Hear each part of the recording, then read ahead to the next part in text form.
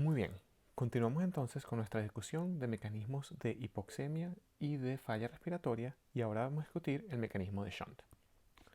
Como objetivo, lo que tenemos es, para finalizar este módulo, ustedes van a poder analizar casos clínicos de pacientes con hipoxemia y van a poder identificar el Shunt como el mecanismo patológico de la misma. Bueno, ya nos quedan solo dos mecanismos por discutir, los cuales son el Shunt y la relación ventilación-perfusión. En la realidad, estos son dos caras de la misma moneda, y el Shunt representa solo un extremo de esta relación, en la cual no hay ningún tipo de ventilación oxigenando una porción de la sangre que pasa por los pulmones. En el próximo video vamos a discutir la relación ventilación-perfusión a más detalle, y por ahora solo nos vamos a concentrar en el Shunt. Entonces, vamos a comenzar por la definición. ¿Qué es el Shunt? Como acabamos de mencionar, el Shunt se va a referir a unidades del pulmón que están recibiendo flujo sanguíneo pero que no están siendo ventiladas. Es decir, que tenemos sangre que está pasando del lado derecho de la circulación al lado izquierdo de la circulación sin ser oxigenada. ¿De qué manera puede suceder esto? Bueno, esto puede suceder de varias maneras distintas. Podemos tener un shunt que sea intracardíaco, por ejemplo, de un defecto entre las cavidades atriales o entre las cavidades ventriculares, donde la sangre puede pasar del lado derecho al lado izquierdo, o podemos tener un defecto luego en las arterias pulmonares, donde en vez de la sangre pasar por el pulmón, hay un sistema de bypass por el cual la sangre va a pasar directamente, evitando el pulmón, hasta el lado izquierdo. Es importante destacar que por definición, para ser llamado shunt, la sangre tiene que pasar del lado derecho al lado izquierdo de la circulación cardiopulmonar. Este caso siempre va a ser cierto en el shunt intrapulmonar, ya que la presión en el ventrículo derecho es mayor que la presión en la aurícula izquierda. Pero en los casos de shunt cardíaco, usualmente las presiones en las cámaras izquierdas, es decir, aurícula y ventrículo izquierdo, van a ser mayores que en las cámaras derechas. Por lo tanto, el flujo de sangre, generalmente cuando hay un defecto intraatrial o intraventricular, va a ser de izquierda a derecha. En este caso, esta sangre no va a estar generando un shunt, ya que eventualmente va a estar pasando por la circulación pulmonar y va a ser oxigenada al llegar al lado izquierdo. Es decir, que cuando tenemos una mezcla de sangre del lado izquierdo al lado derecho, no vamos a tener hipoxemia como consecuencia. Si por el contrario, durante años y años de tener un defecto auricular o un defecto ventricular, las cámaras derechas del corazón se remodelan y la presión del lado derecho aumenta, causando un cambio del flujo de lado izquierdo a derecho a derecho a izquierdo, entonces ahora sí vamos a tener un shunt en el cual estamos evitando la circulación pulmonar y por lo tanto causando hipoxemia. Como hemos mencionado antes, incluso en las personas sanas, hay una porción de la circulación que pasa por los bronquios que va a nutrir nuestros bronquios pulmonares, la cual no va a estar pasando por los alvéolos y por lo tanto no va a estar participando en el intercambio gaseoso. Y al llegar de nuevo al lado izquierdo, esta sangre va a venir desoxigenada, por lo tanto causando un nivel mínimo pero normal de shunt. A esto lo llamamos la circulación bronquial y es lo que causa lo que ya hemos mencionado, que es nuestro gradiente alvéolo arterial, que les recuerdo, en el sujeto normal es entre 5 y 15 milímetros de mercurio. Como punto de comparación, les explico solamente que esta circulación bronquial representa más o menos entre el 1 al 3% de la circulación pulmonar total.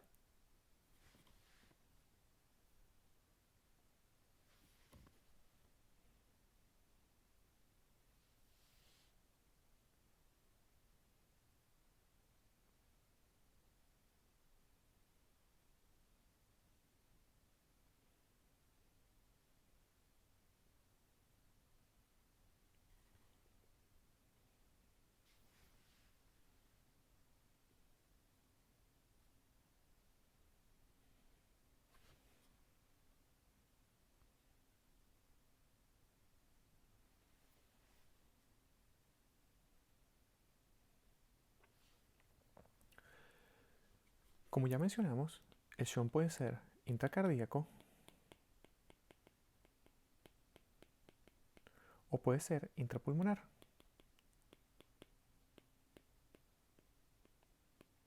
En caso de shunt intrapulmonar, puede dividirse en un shunt anatómico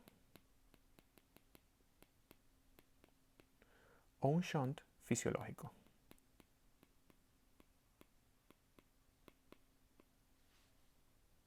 En caso de shunt intrapulmonar anatómico, puede ser, por ejemplo, cuando tenemos una malformación arteriovenosa.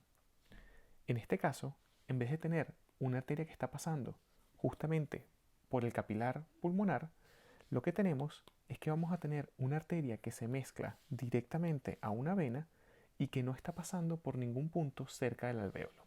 Es decir, que esta sangre está fluyendo directamente de la arteria pulmonar a la vena pulmonar sin recibir oxigenación. Por el contrario, shunt fisiológico puede suceder en cualquier momento donde sí existe un capilar que pasa por ese alvéolo, pero el alvéolo no está funcionando. ¿Qué puede suceder aquí? Por ejemplo, podemos tener el caso en el cual tenemos una neumonía y en este caso tenemos el alvéolo lleno de pus. Como tenemos el alvéolo lleno de pus, cuando la sangre pasa por el capilar pulmonar, esta sangre no puede recibir oxígeno, ya que el oxígeno no puede pasar por esta cantidad de pus y por lo tanto la sangre va a pasar directamente del lado derecho al lado izquierdo sin oxigenarse. Un ejemplo similar lo podemos ver con edema pulmonar, donde agua puede estar dentro del alvéolo. Un efecto similar también lo podemos ver, por ejemplo, en el caso de atelectasias, donde el alvéolo se colapsa en sí mismo, causando entonces una caída de las paredes, por lo tanto, el espacio dentro del alvéolo desaparece, oxígeno no puede entrar y por lo tanto, al pasar sangre, no se va a oxigenar al pasar por este capilar alveolar.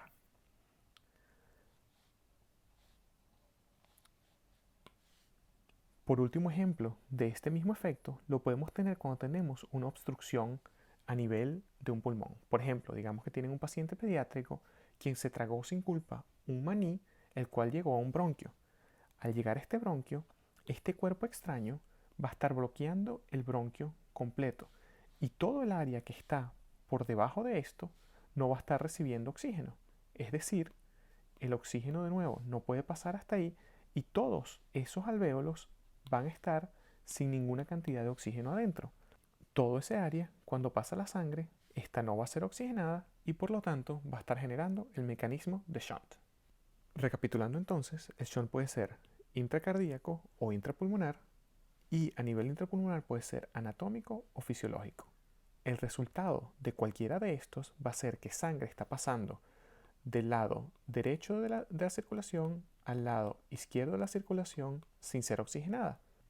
Por lo tanto, al mezclarse con sangre oxigenada, esto va a causar una disminución de la presión arterial de oxígeno. Ya entendiendo esto, es muy fácil pensar lo que va a suceder al gradiente alveolar arterial de oxígeno en este caso. Es decir, ya que estamos recibiendo sangre no oxigenada del lado derecho de la circulación al lado izquierdo de la circulación, nuestro gradiente alveolar arterial va a aumentar, ya que la cantidad de oxígeno a nivel de nuestros pulmones no ha cambiado.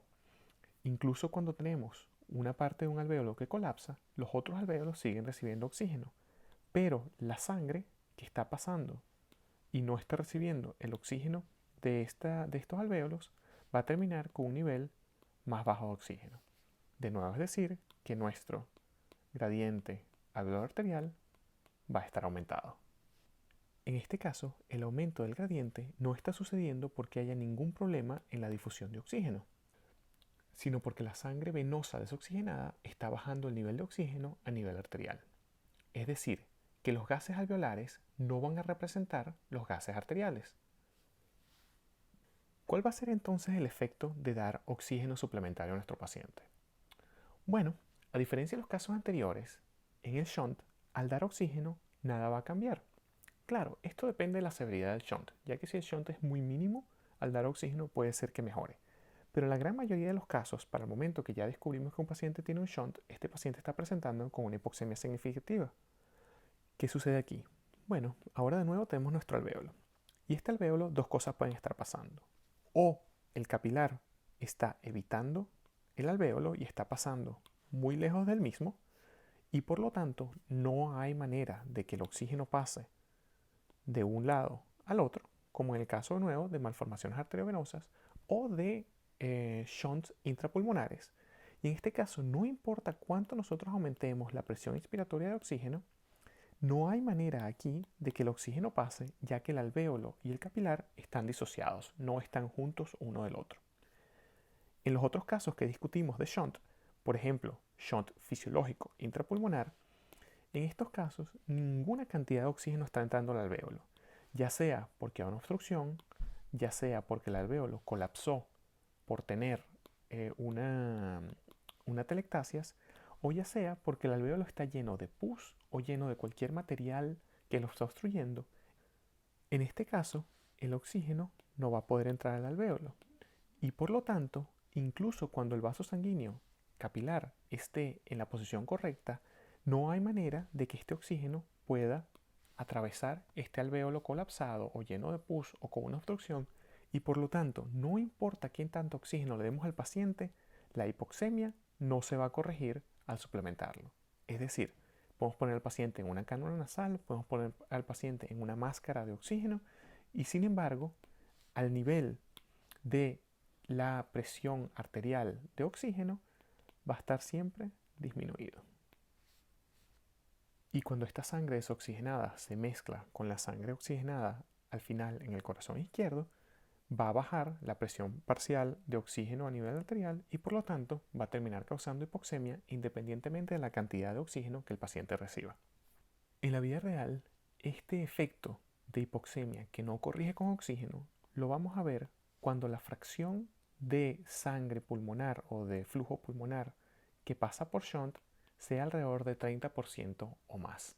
Si se acuerdan hace un poco, discutimos de cuánto es la fracción de shunt normal en el pulmón en los casos de la circulación bronquial. Dijimos que es entre el 1 y el 3% de la circulación pulmonar total. Entonces, la cantidad de shunt tiene que aumentar a alrededor de 30% para realmente causar este problema de hipoxemia que no se va a corregir con el oxígeno. Esta es una clave clínica muy buena para identificar el paciente con shunt. Entonces, ya llegamos al final de nuestra descripción del mecanismo de hipoxemia por efecto del shunt. Es bastante sencillo, ¿no creen? Entonces, en resumen, vamos a decir que en todos estos pacientes el gradiente alveolar arterial va a estar aumentado. Al darle oxígeno al paciente, el oxígeno arterial no se recupera, lo cual es una característica que solo pasa en este tipo de hipoxemia, es decir, en la hipoxemia de shunt. Y finalmente, el gas alveolar y el gas arterial no representan el uno al otro. Es decir, similar con cualquier caso en el cual el daño es realmente pulmonar, si agarramos y medimos los gases alveolares directamente y los gases arteriales van a ser distintos, ya que el gradiente alveolar arterial está aumentado. Muchísimas gracias muchachos, nos vemos en el siguiente video.